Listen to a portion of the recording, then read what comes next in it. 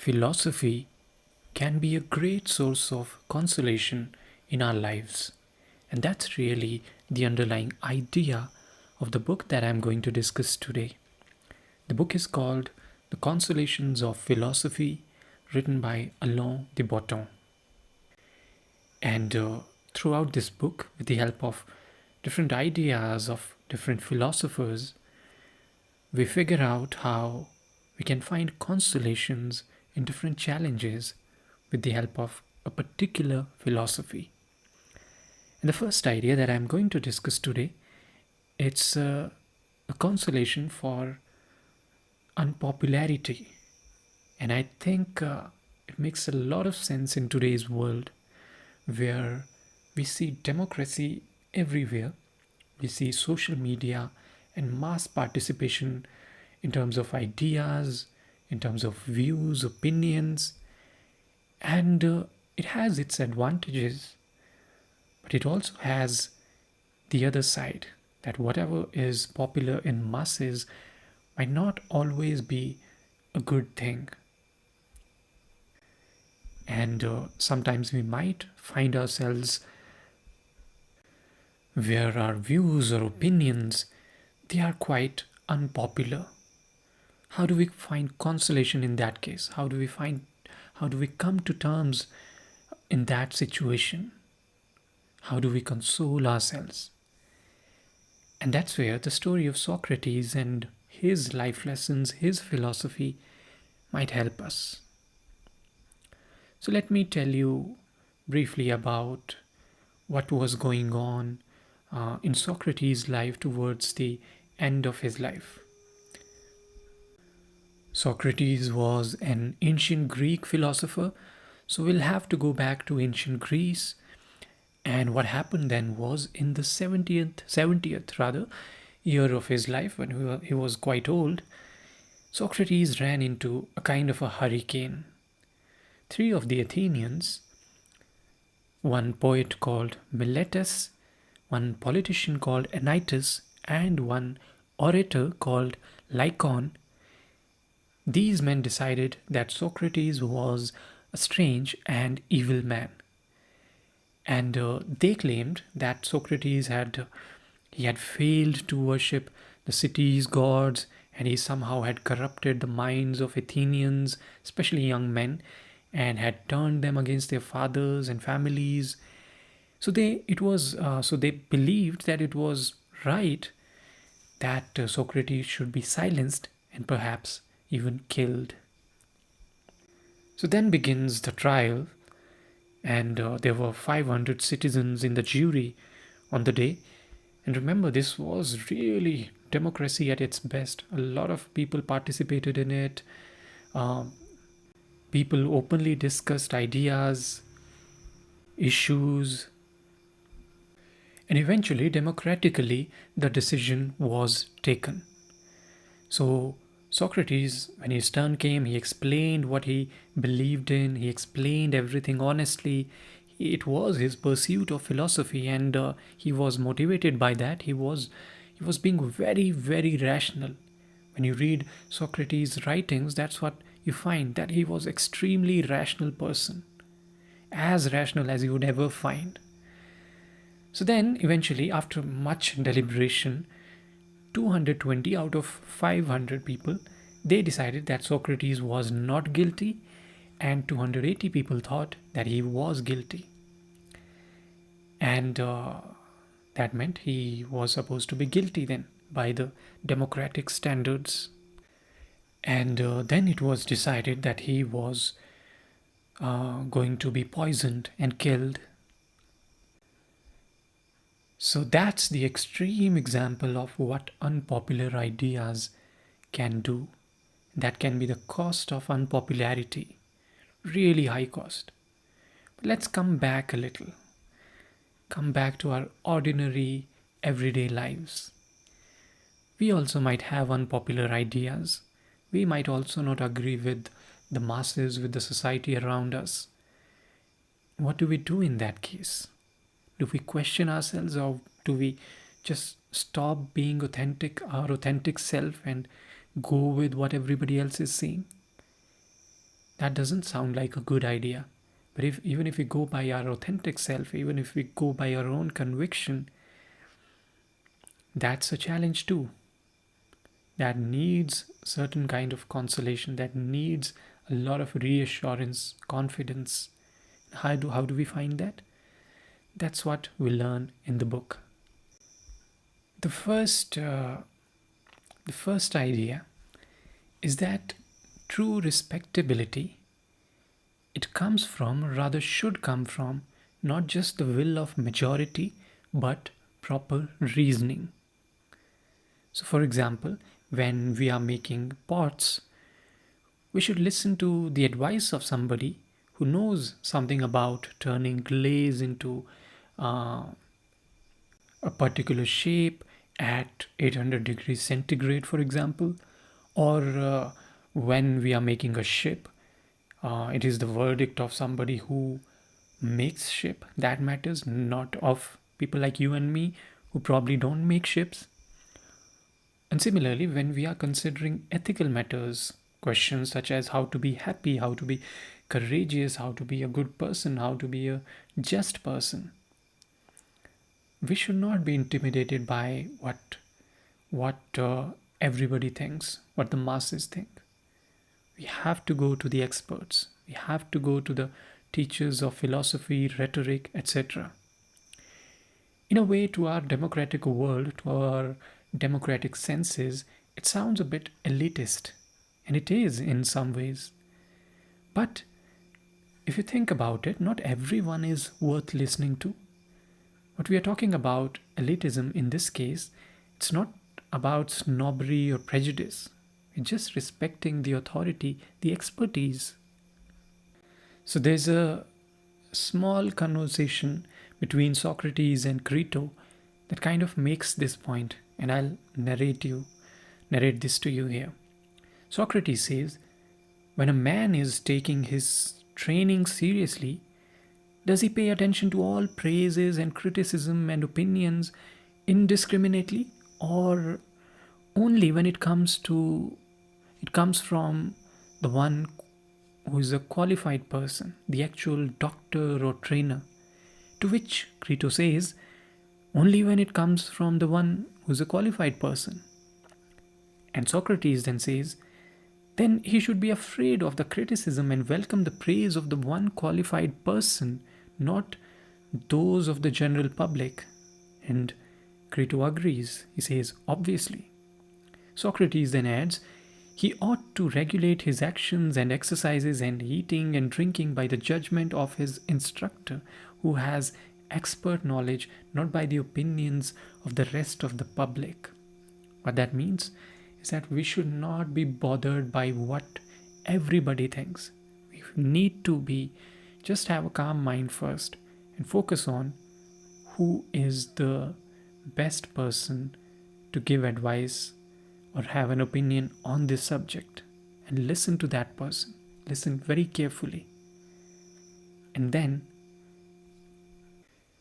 you can make an assessment of how accurate or inaccurate a particular view is. You should not make assessment based on how many number of people like a particular opinion.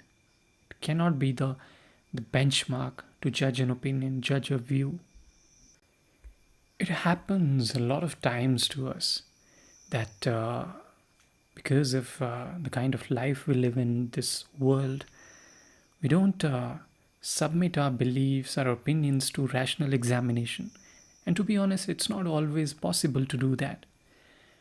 And so what happens is we start getting influenced by the opinions of the masses. And as I said, it's far more common and far more frequent in the world of social media.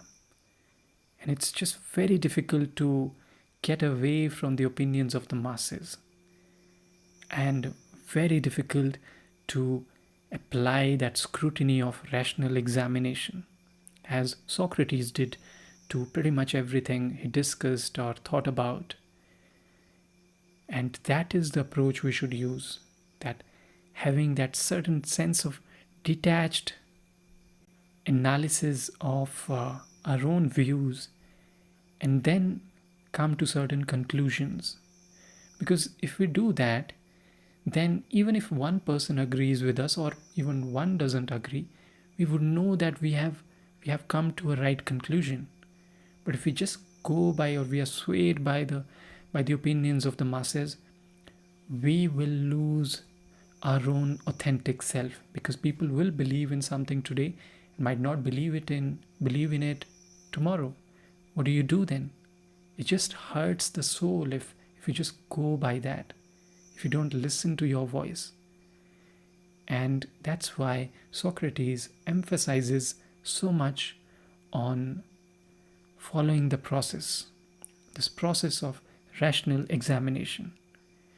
But you just think about it, it must have been so difficult to hold this in the mind, and it requires the kind of strength and patience to to follow this, and especially follow this when life and death, they are at stake.